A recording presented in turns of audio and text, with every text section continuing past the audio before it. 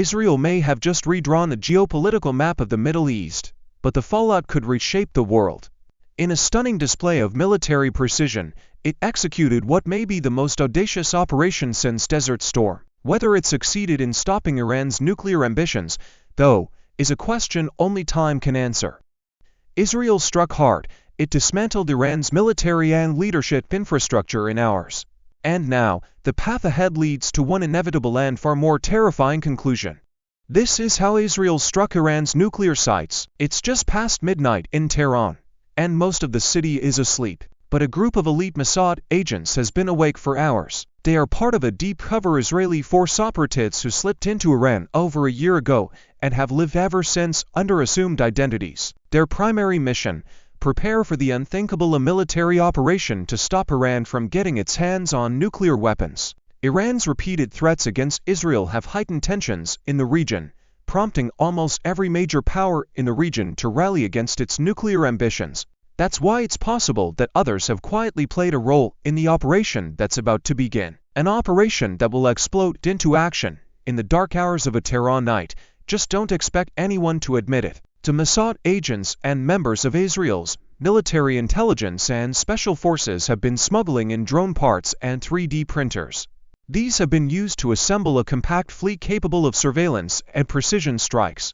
And it has been built in a home on the outskirts of Tehran. The operation has striking similarities with Ukraine's stunning attack on Russian bomber fields, further fueling speculation that the two nations secretly collaborated in their respective preparations. After all, when it comes to drone warfare, Ukraine is the world's most skilled player. Timing is crucial. The agents within Tehran must strike in unison with squads of special forces units already deployed within Iran. In all likelihood, they evaded detection via extremely low-altitude helicopter insertion, a similar tactic used by Israel to destroy a missile facility in Syria manned by Iranian proxies. However, they may have also been infiltrating into the country over the last few weeks, blending into the local population while concealing a deadly cargo made up of small arms and man-portable guided missiles. These portable systems are typically operated by a two-person crew and possess capabilities comparable to some drones. With a range of over 12 miles 20 kilometers and guidance controlled remotely by operators, they can be guided toward high-value targets. This capability will prove key, because the Special Forces teams have to set up their firing positions well away from their targets, ideally out of sight from any curious onlookers or security forces. The ability to pilot the missiles will also allow them to navigate complex terrain, indicating that at least some of the Special Operations Forces, or SOF teams, were operating from inside of urban terrain.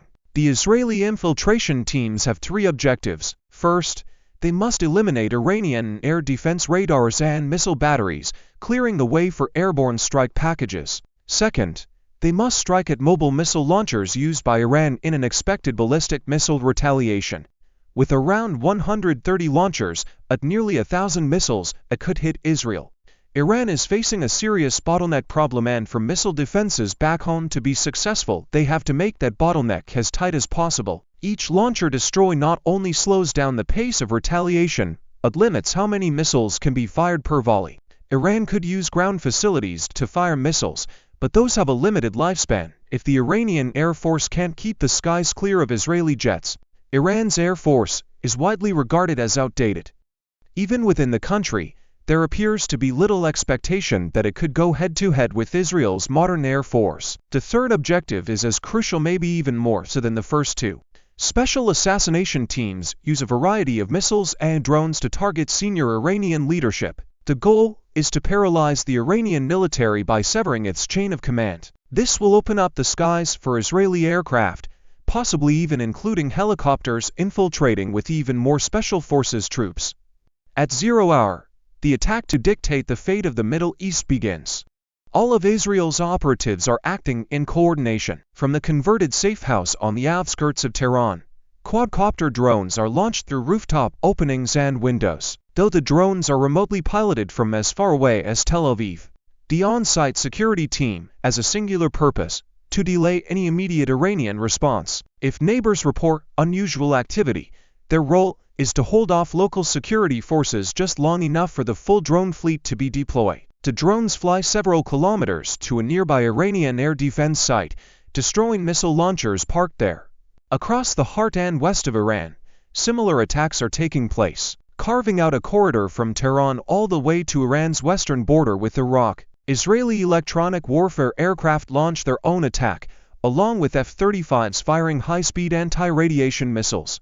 The EW aircraft confuse Iranian air defense networks, introducing false targets and obfuscating real ones. Jamming of radar signals adds chaos to an air defense network already at its breaking point. Meanwhile, F-35s firing harms destroy any air defense radars not already taken out by drones. The speed and scale of the attack raised suspicions, prompting speculation that undisclosed U.S. aircraft or capabilities may have played a role. Regardless, the outcome is a corridor of safe airspace stretching into the very heart of Tehran, where even non-stealthy fourth-generation aircraft can now operate. Simultaneously, hunter-killer teams fire guided missiles and guide them to their targets via remote feeds. The target is Iran's large fleet of mobile missile launchers, critical for any retaliatory strike involving the country's vast ballistic missile arsenal. The guided missiles are agile enough that some of them engage mobile launchers situated inside the densely urban terrain of Tehran itself. The attack is a complete surprise,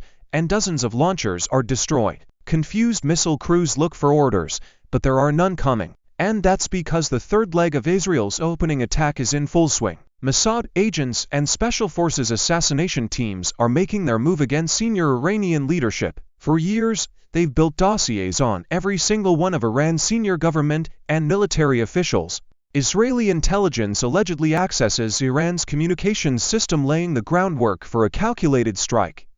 Using this access, they organize a meeting of senior military and government leaders, timed just moments before the operation begins. An Israeli F-35 drops a guided munition on the meeting location.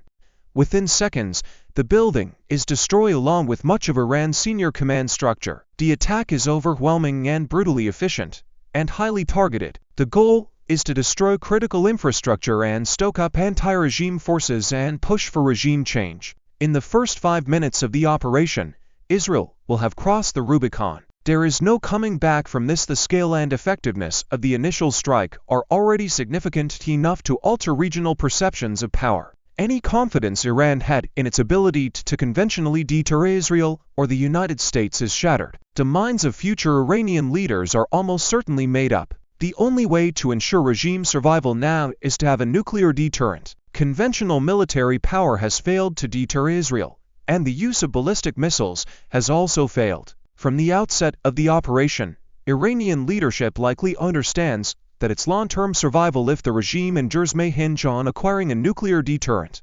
It's the only way they can guard against the threat they fear the most, American invasion. Israeli leadership also knows this. Statements from Iranian officials over the years, some expressing hostility toward Israel's existence, have only reinforced the belief in Tel Aviv that a nuclear-armed Iran poses an intolerable risk. There's no choice but to continue with the operation. With air defenses destroyed, blinded, or paralyzed into inaction, fourth-generation F-16s and F-15s move in for the attack. Israeli F-16s are specially modified with conformal fuel tanks and drop tanks twice the size of American ones. This gives them the range to punch deeper into Iran. Operations are throttled only by Israel's limited aerial refueler fleet of 7 to 8 aircraft, further fueling speculation that U.S. tankers are flying assists. A wave of 200 aircraft make up the opening volley of Israel's air offensive. They go after over 100 ground targets, including missile launchers, radars, Republican Guard facilities, and airfields.